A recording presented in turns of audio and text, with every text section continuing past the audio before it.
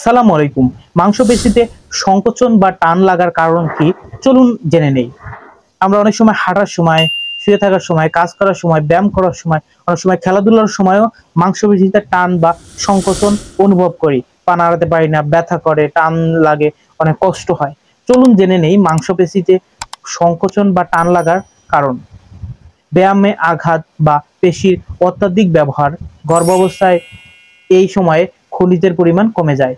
বিশেষ করে গর্ভাবস্থার শেষের মাসগুলোতে ক্যালসিয়াম ও ম্যাগনেসিয়ামের পরিমাণ কমে যায়। এতে করে মাংসপেশিতে সংকোচন বা টান লাগতে পারে। ঠান্ডা আবহাওয়ার সংস্পর্শে আসা, বিশেষ করে ঠান্ডা পানি লাগানো।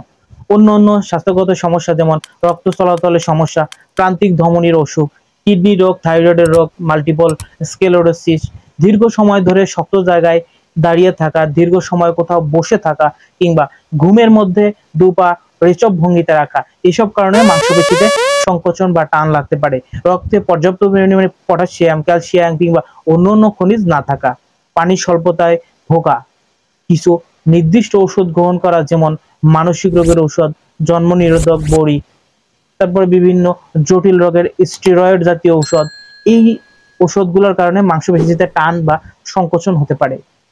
ধন্যবাদ।